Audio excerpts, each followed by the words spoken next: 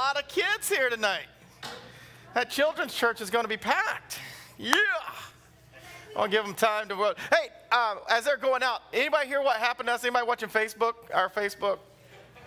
Wasn't it the craziest thing last night? We went to see a movie,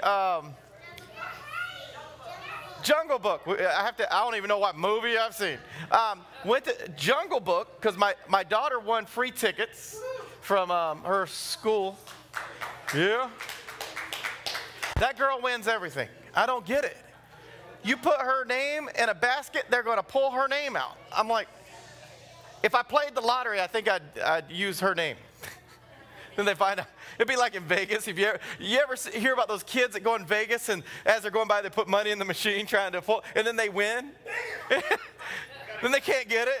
Even the parents can't get it. Isn't it, man? Yeah. So anyway, so my daughter won these tickets, and so we went to see Jungle Book. It was a great movie, actually. I was actually really impressed how they put that thing together. So we come out of there and we're leaving, and I'm trying to talk Nathan into sitting down with the Ninja Turtles. There's a photo of them and a little chair there, a bench that you can sit in. I'm trying to talk him into it. He's like, no, and he walks off the other way. And then Hannah comes over and she sits there, and I snap a picture. And then all of a sudden, these people start running. I mean, like there's something going on outside. Is first thought that I had. There is something outside, like a fight or something. I mean, all these people started running past us, and it's a bunch of teenagers. It's the only thing that I caught was a bunch of teenagers. And my wife and my other daughter was coming out of the restroom, and they're walking over, and my wife keeps repeating something, gun, gun, gun. Somebody has a gun. Because she kept hearing people as they're running by, but she couldn't make out what they were saying. And she's like, a gun, a gun, a gun. And then it clicked. Somebody in the theater had a gun. So we grabbed the kids and ran out. And then obviously Nathan's on the other side of the theater, but grabbed the kids, ran outside. Hannah then runs in front of a couple of cars. And I said, Hannah, I go, you were running from somebody with a gun, but don't get hit by a car. She goes, Dad, this is not time for a life lesson.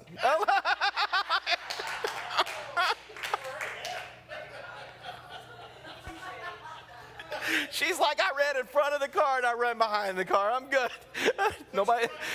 Yeah, that was great. Parenting has to stop at some point, but that was funny. But we did get out. They did arrest somebody. I believe it was a lady that was. Yeah, we won't go to that theater anymore. It was the Regal Theater, but actually, let me tell you this. They had reclining chairs and reserved seating. I'm like, that was nice.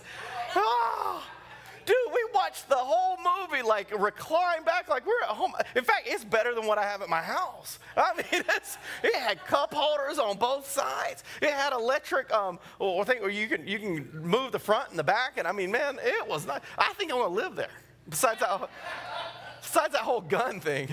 So I guess it was a crazy lady. Should I say it like that? Crazy lady? I don't know. Politically crazy. People on YouTube are going, he said crazy. Oh, by the way, we're on Facebook. We're on YouTube right now. This is great.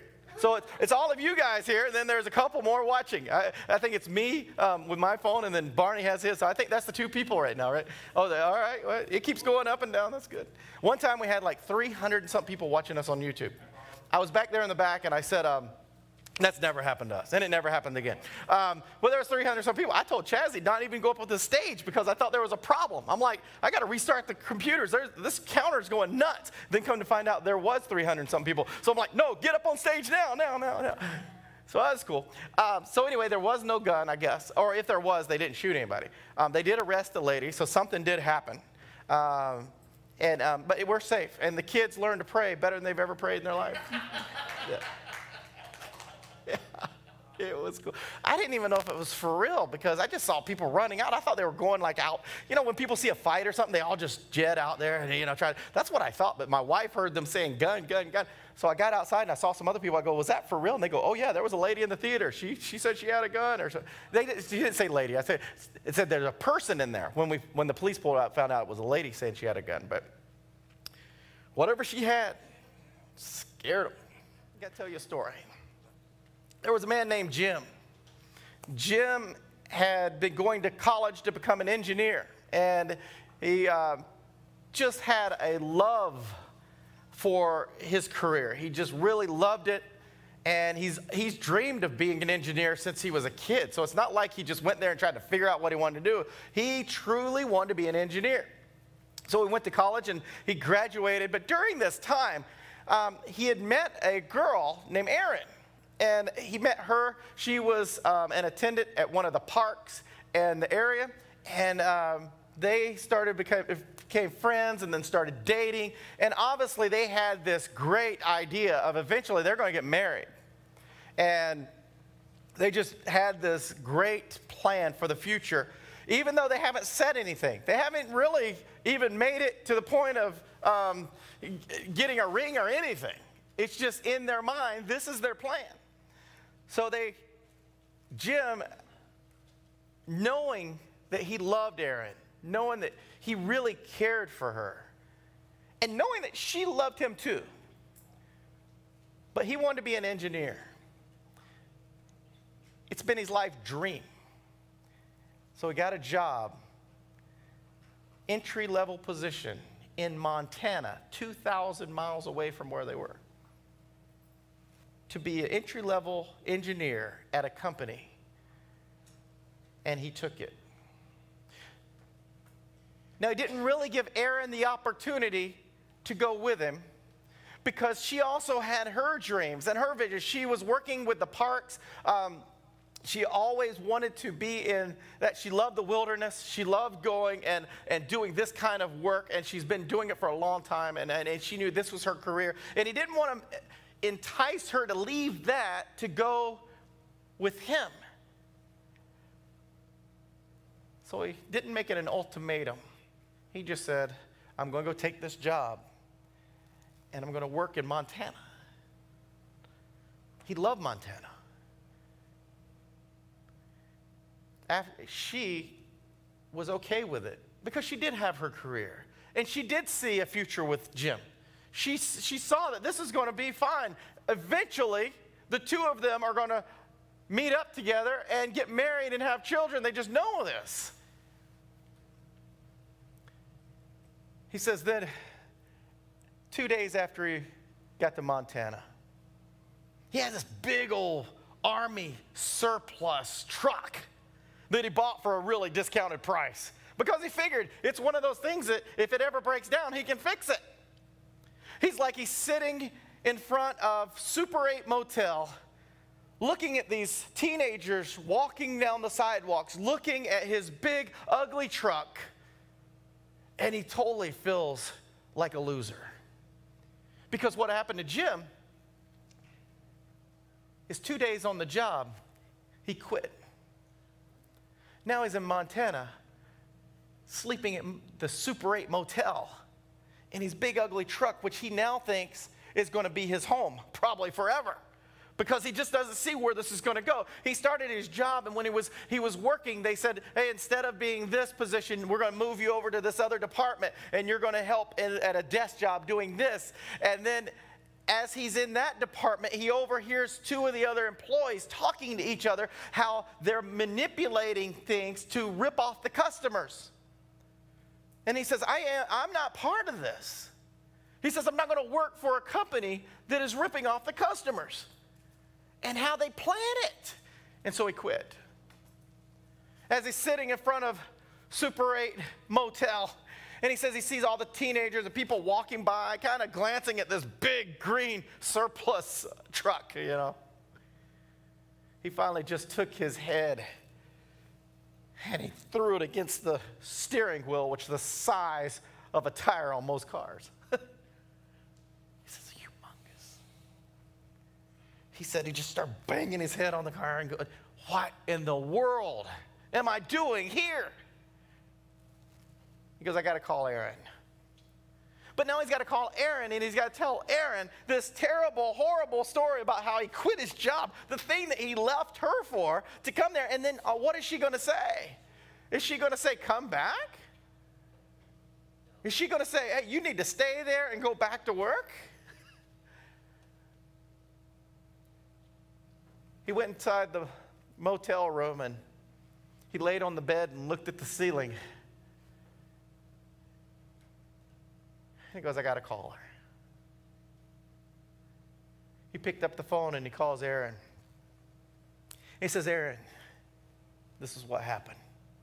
He tells her the whole story about being changed from one department to another, overhearing the conversation, knowing this job's not for me and quitting, and now he's going to be living inside of his truck.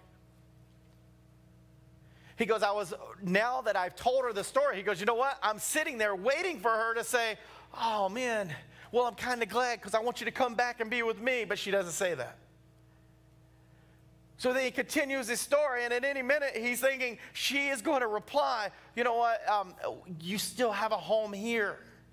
Come back and move back in with your family, and then we'll still be together, but she doesn't say that. He's like thinking she could at any minute say, you know what, this is a wonderful thing, but she doesn't say that. She says, you know why you're there? You need to think of the very reason you wanted to go to Montana. Think of all the reasons that you chose Montana. Why you said that you knew that was the place for you. Wasn't what he wanted to hear. And now he's thinking in his mind, he's thinking, does she not love me anymore? Because this would be a great opportunity for her to say, come back. But she told me to look at why I'm here. After a further conversation, they finally got off the phone, and he continued just staring up at the ceiling.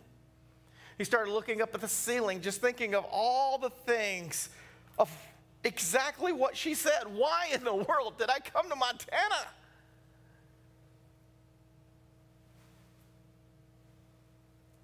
This is because I love the wilderness. I love the outdoors. I love the scenery. I love the place. I love the... He kept naming all these things about Montana. I didn't come here for a job. I didn't come here because I was going to be an engineer. She's right. I came to Montana because of all the things that I like about Montana. Aaron knew Jim better than Jim knew Jim. That's why she didn't say come back. His heart was set on something else besides just a job. And if she said come back, guess what? His desire is always going to be to go to Montana. This is the place he wanted to live. This is the place he wanted to be. Even though they never set this thing together, she knew that if they ever got married, that's where they would be. She knew that. But now they're so many miles apart, that is looking more slim than ever. Jim had a plan, though. Jim had planned on marrying Aaron. Jim had planned on getting a job.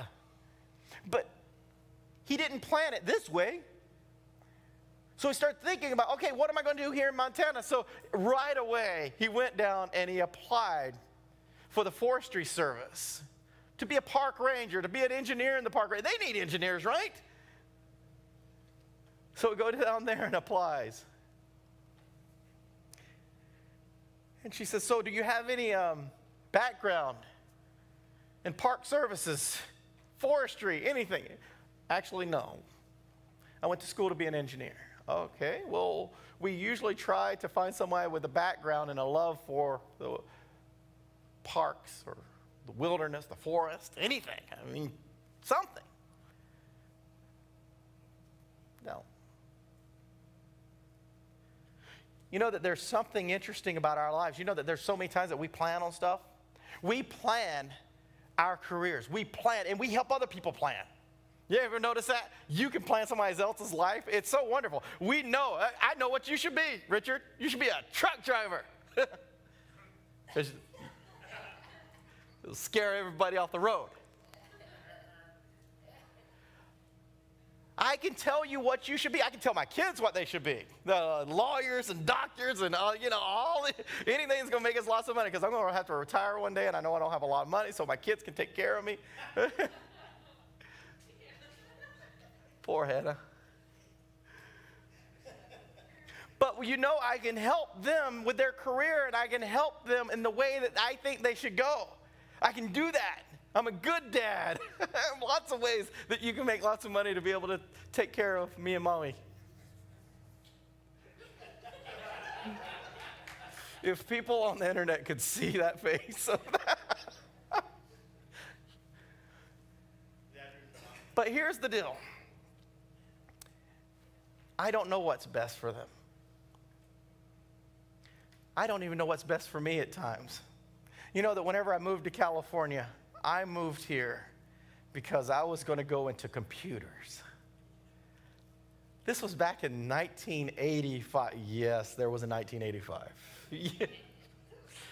1985, I graduated high school and I got on the road in an old 1971 red Maverick, and I took off on the streets. Did not know that the gas tanks inside of a Maverick are not meant to go across country. I literally ran out of gas at every gas station that I stopped at. I'm like, if I would have missed that gas station, it would be too late. I mean, I had 4 flat tires. How many tires are on a car? Yeah, 4, all 4 of them across this, one after another. By the time I got to California, I had 4 different types of tires in 4 different sizes. Because when you're out in the middle of the desert, you don't get to choose which tire. The guy says he has a tire. I'm like, will it fit the car? There was one tire that was so big, I think I was driving like this. But I made it to California. I made it here. 4 weeks later, I got homesick and went back home. It's crazy. I didn't have any. I had a whole new set of tires. That was good. I made sure this time I had tires. And a little jug of, what do you call those, gas gallon thing, extra gas. So many crazy things happened on that trip. But let me tell you, that was my plan. I thought I was going to come here. I was going to go into computers. I was going to just be something with going to college and or a trade school and learning about computers. What in the world? In 1985, I didn't even know what that meant, going computers. I didn't even know what a mouse was. I mean, we didn't even have computers at our house. And everybody said, oh, go into computers. Everybody told me that. That's why I went. After I got back home, I said, I just did the stupidest thing. I need to go back. And then I came back to California again. This time I did not bring that little red Maverick. I don't even know how I got here. Seriously. I'm getting old. I forget how I got here that next time. But I got here. I think I was on a bus. But here's the truth. This time I came here and I had lots of plans. I had plans for what I was going to do. When I get to California, I have it written down in a book. I used to keep a journal. I'm going to own a sky-rise building. I'm going to own a football team. Man, I was going to be a billionaire.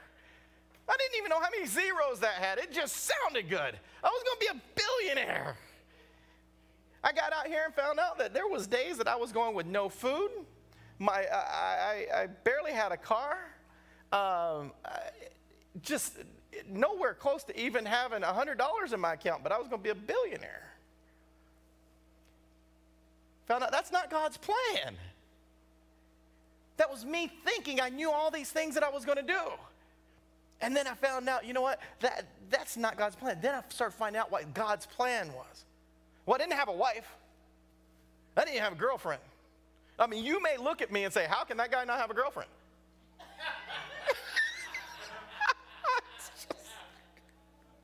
Okay, maybe you're not thinking that. I used to have a 6-pack. Back when I was 15 or 16, I don't know.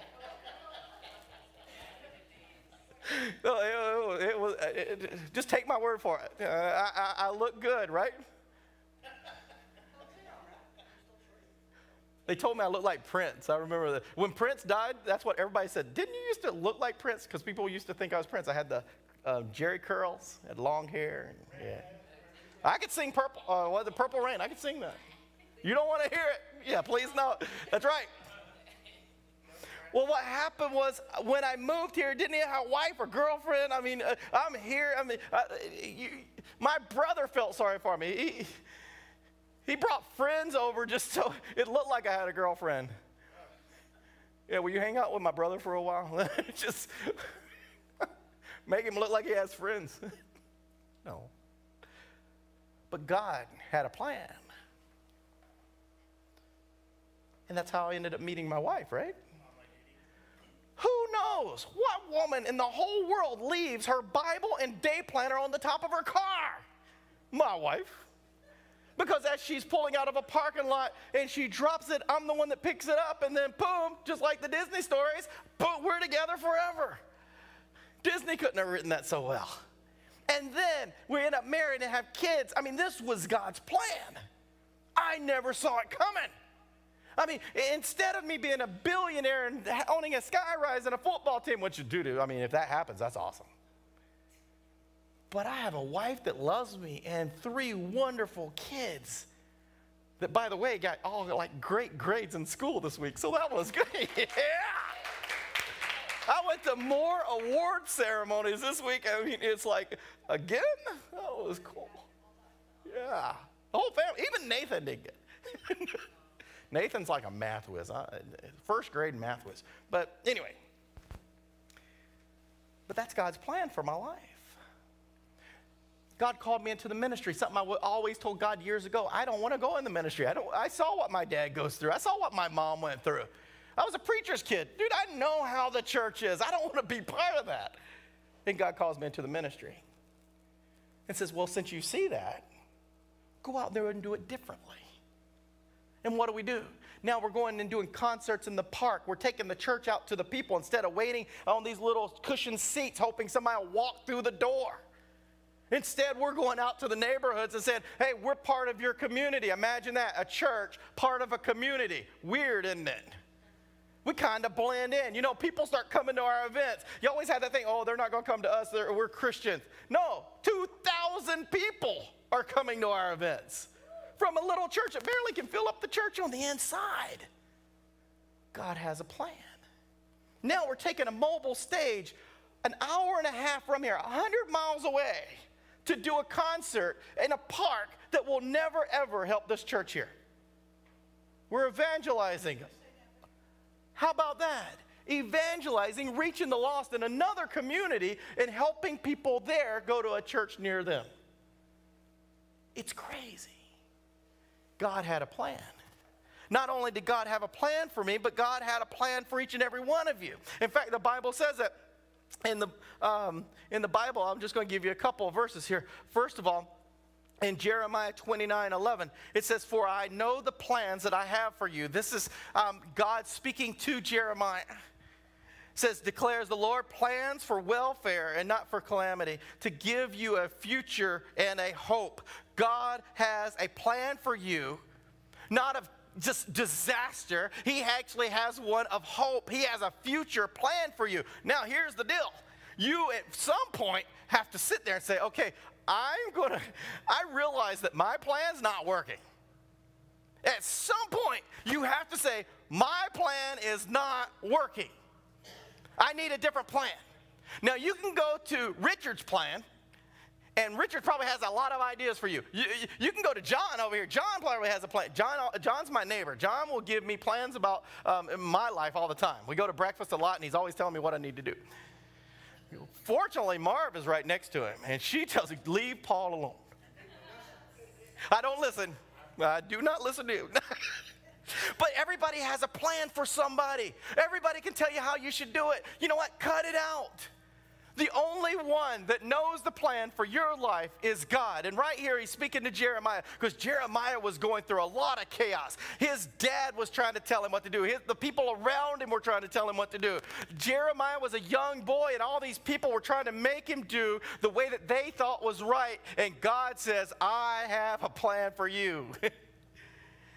Says, it's of welfare and not for calamity, to give you a future and a hope.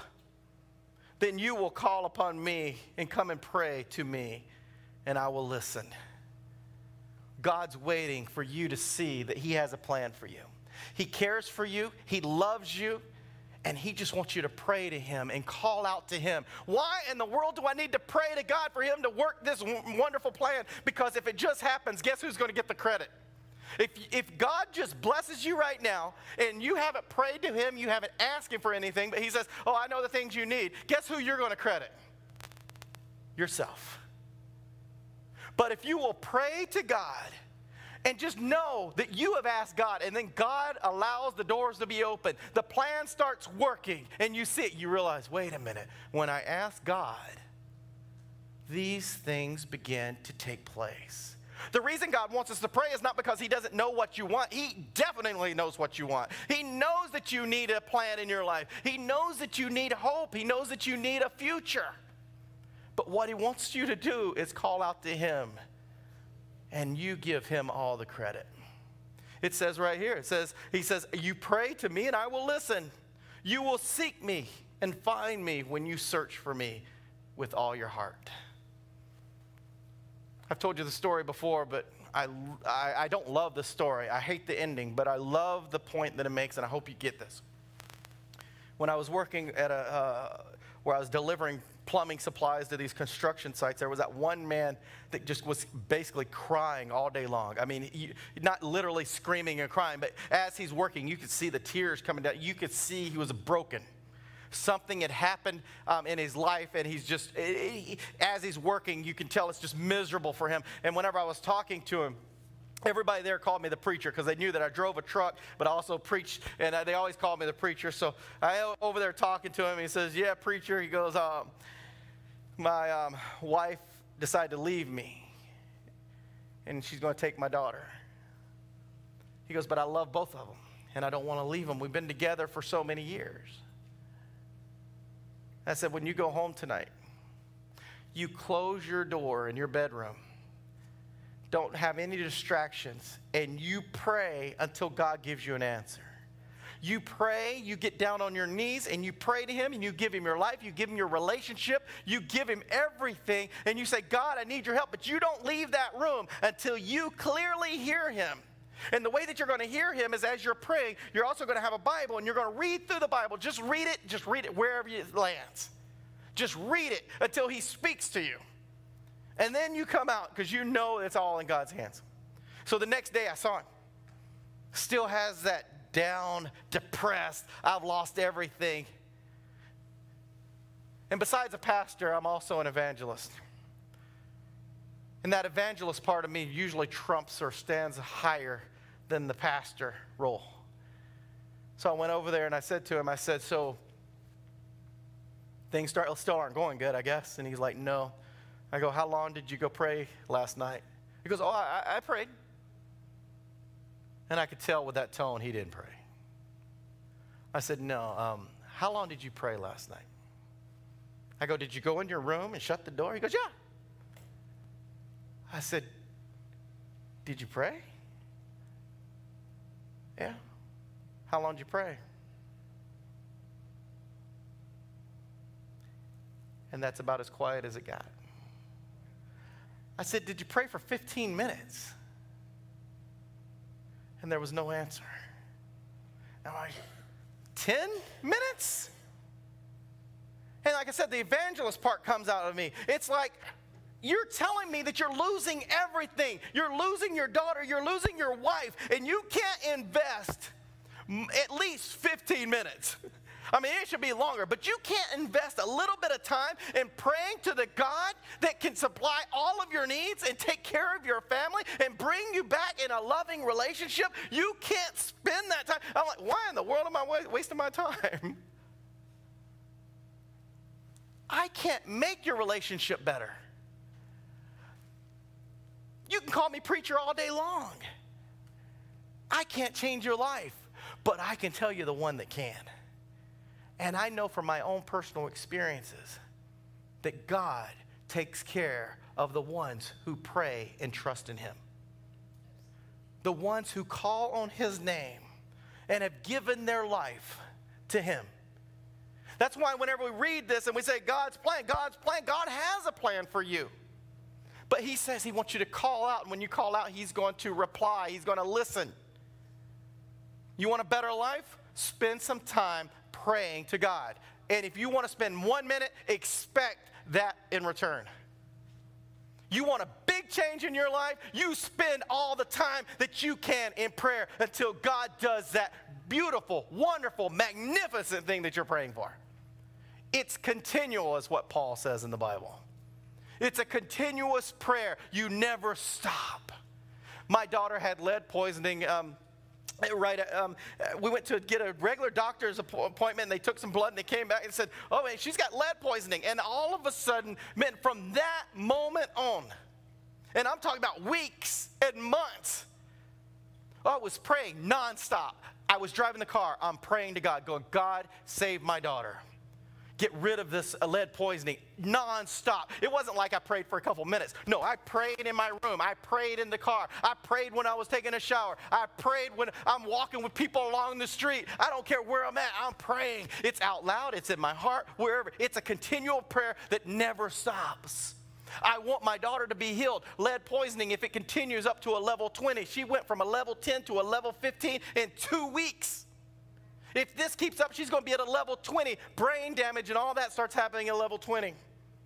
Nobody can even figure out where the lead poisoning is coming from. And every time we go there, they're saying it's increased, it's increased. I'm like, how can it increase? Well, she's not doing anything.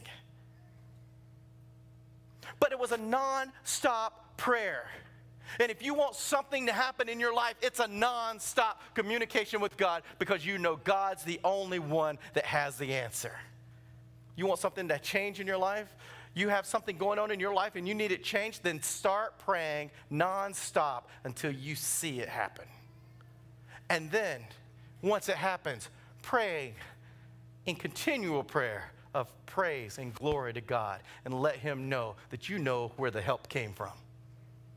See, some of us forget that. We're like, yes, God did it. Pure luck. God did it. Then it turns into pure luck. Like, no. Isn't it crazy how quickly we forget about God? You read the Bible stories. You know, the Bible doesn't leave that out. The Bible tells us all the time. It says these people who praised and worshiped God, God would bless them, and then a short time later, they would forget all about the blessings God did, and they would start complaining. Oh, God brought us out here just to die. He just provided food from the air, and you're saying He's going to leave you out here to die. He provided water from a rock, and you think He's out here to kill you. The God that's doing such amazing things in our life, He loves us and He cares for us, and He wants us to call on Him. Not because He doesn't know your needs, but because He wants you to understand when He does it, that He loves you enough to provide for you. When He's talking to Jeremiah, He says, I will be found by you. And He's talking about when He calls on Him with all your heart. I will restore your fortunes. I will gather you from all nations, from all the places where I've driven you. You may be down and out. You may be on your last nerve with something. You may be on your last ray of hope. You may think that this is the last day. You may think that your life is over. You've done everything so bad, or things of tragedies, whatever's in your life. You're depressed, you're lonely, whatever it is, your finances, your family, everything may be to where there is no hope. And He's saying here, if you call out to Him with all your heart, He will restore your treasures, your family, the things that you need. There's nothing too late with God.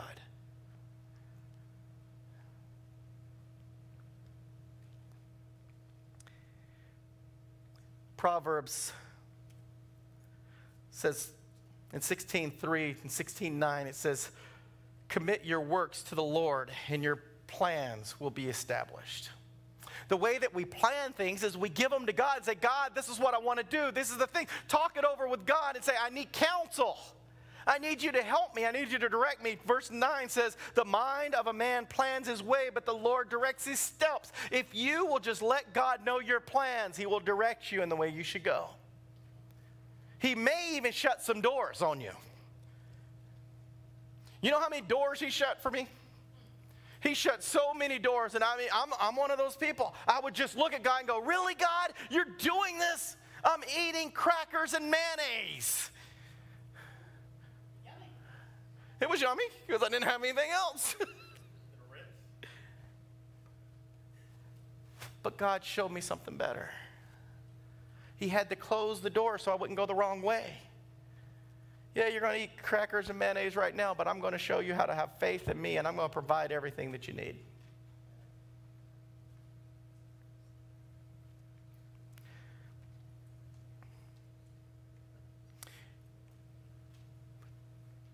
Our life in Christ is to put our trust in Christ.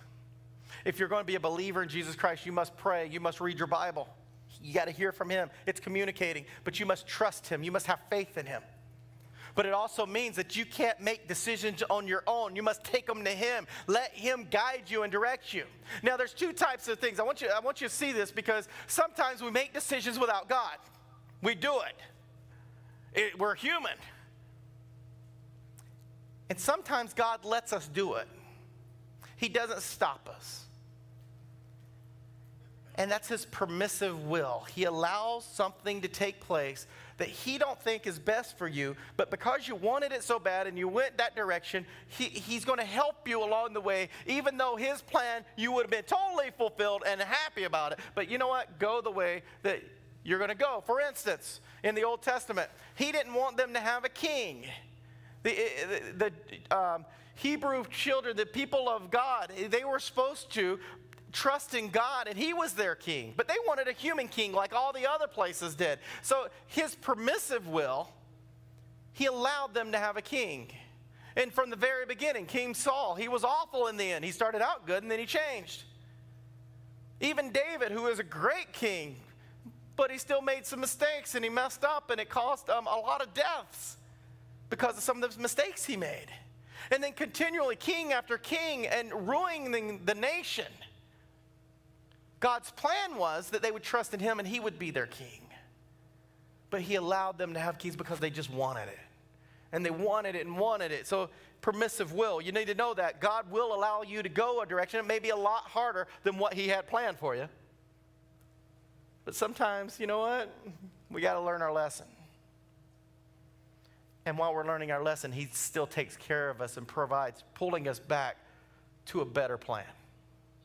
Jim is one of those guys that had a plan. He's an engineer. He's going to go to Montana. He's going to leave his girlfriend, who he's totally in love with, and they should have got married, but he loves going to Montana and being an engineer, and then eventually, sometime, some point, someplace in his life, he's going to connect with her again, and you all know how that works out. Hey, Aaron, this is Jim. Jim. No. Say, who's that in the background? Oh, me and Mark are going to the movies. Mark? No. God knows, even as humans, I mean, we're not married, right? We're two separate places. People are going to go on with their lives. That's what I'm looking at now. This is not in the story whatsoever, but it's just, I believe God sees that. You don't grow closer by being separated. So as they're further apart, he goes to his job. The second day, he loses his job. He quits because he sees the corruption in the company. But then now he's sitting out at a Super 8 motel outside in his junky car that he's thinking in just a few days he don't have enough money. He's going to be living in that thing. And then sure enough, when Aaron says, think about why you want to be in Montana. Why your love of Montana. It was probably the best direction he could have. You know what she said when she got off the phone? She goes, I am going to be praying with you. She loved God.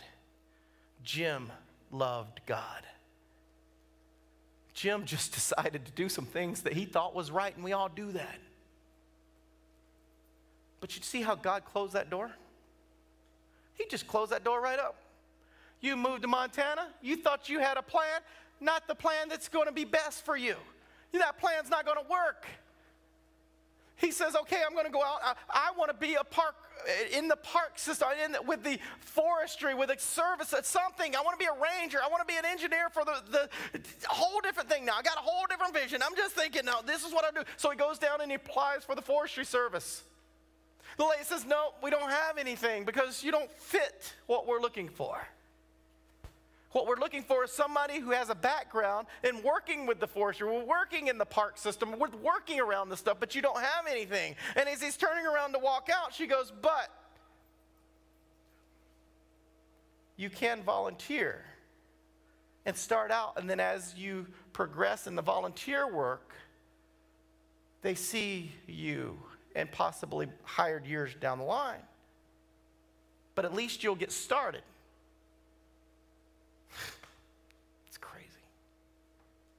How can I survive being a volunteer? And she hands him the paperwork. Now, there's something about Aaron, the love of his life. She had a desire to be in the park and forestry work as well. It's funny, God put them together. That's what was so funny. They both loved the wilderness, the forest. They loved it all. But Aaron was in it. What she's going to be doing in just a few weeks is she's going as part of her crew.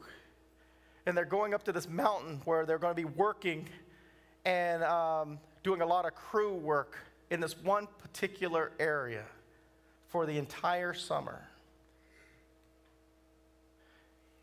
Whenever that lady handed him the paper, he read the name of the camp that he would be volunteering at. And it's the same camp that Aaron and her crew was going to be doing the construction and work on. God has a plan. Jim went away and he's like, I don't know that she wants me to be working at the same place that she's working. We've never talked about that. It might be a little creepy that your boyfriend left you, went to Montana, and now you're volunteering to work with the park system, and they're placing you in the same place, and the only reason you're really going to take this job is because you're going to be there with the girl that you love. But she may not love you the same way, especially when you're going to be working in the same area. So he called her up. And he said, how about this? How about if I volunteer for this place and they're placing me exactly where you're going to be in just a few weeks?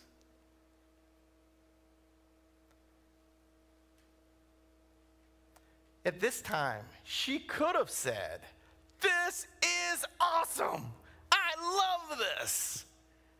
But she didn't.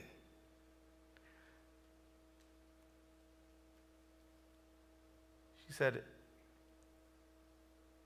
if you want to do it, I'm okay with it. Jim's thinking, he says, if I'm okay with it, does that mean that she's going to be really upset because I'm okay with it? Does this seem a little freaky?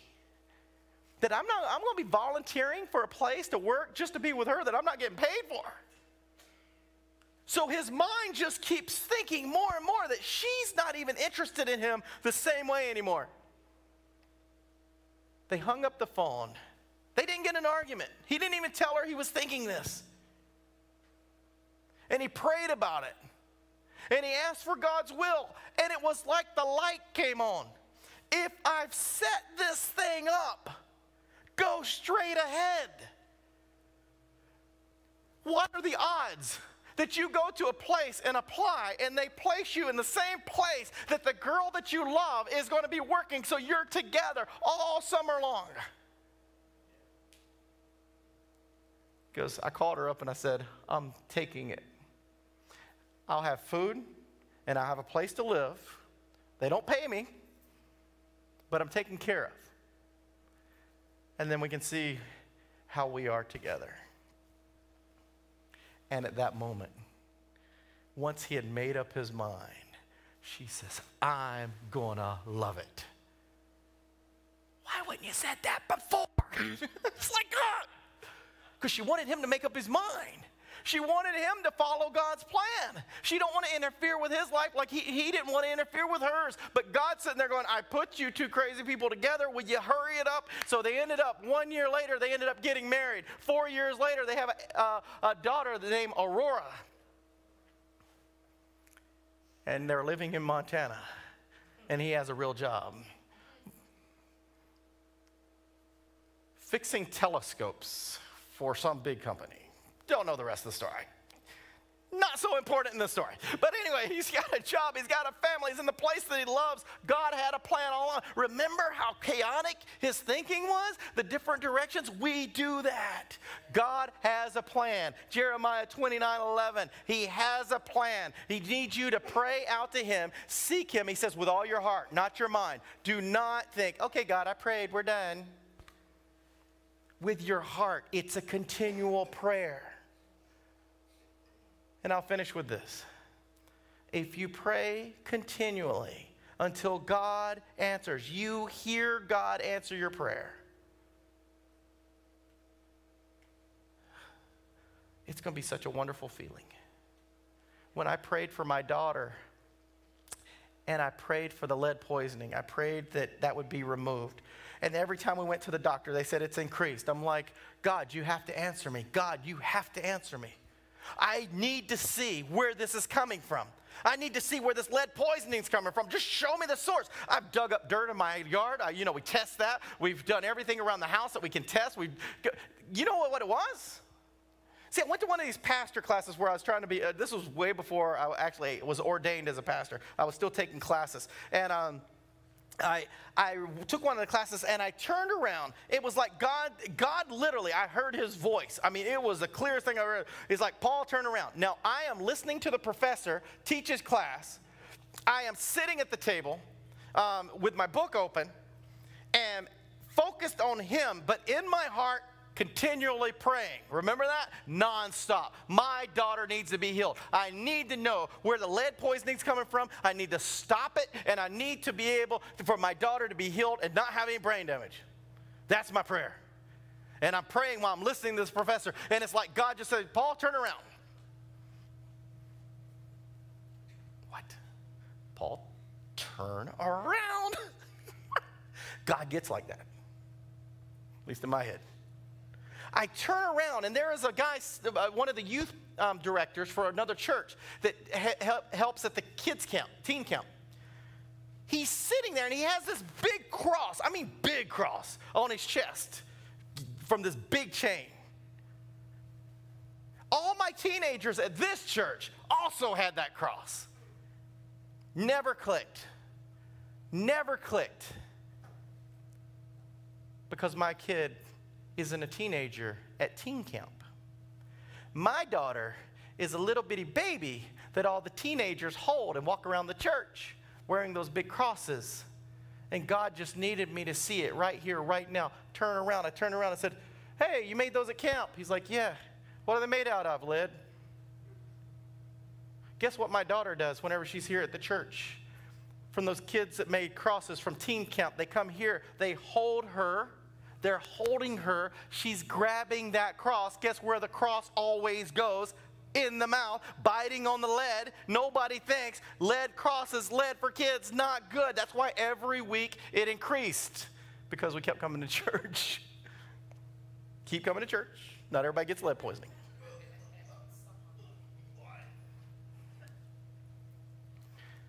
God answered my prayer. We went back to the doctor after figuring all this out. It's amazing. They told me it'd take 20 years to get out of our system. We went back for 1 or 2 more tests, and they said it's incredible. All the lead's out of our system. We all have lead in our system. We all have below 10. She was like at an 8 or a 9 that next time. God heard me. He showed me where it was coming from, and he cleaned it. Everything that I continually prayed for. God has an answer for your prayer, for your plan, for your life. If you just call on him, ask him, and let him do it. Let go of the plans that you have for your life, and let God give you the plan. And you end up with the blessings that God's really want to give you. God really loves you, and he cares for you, and he wants the best. It says it right here in Jeremiah 29:11. He says he's going to restore what you've already messed up. Things in this world that messed up because you made bad choices, he's going to restore what he's meant for you. Trust him. Just like the Hebrews people and then us today, we keep rejecting him, we keep messing up, and we come back to him. Guess what? He has a whole kingdom waiting for us on our day of eternity. If us entering into eternity, we will spend eternity with him because we chose him. So even if you messed up your life completely, he's going to give you hope, and he's going to restore you, and he's got you a promise, and you can't mess up this promise. You enter into a heaven, and there is nothing that can go wrong at that point. Let's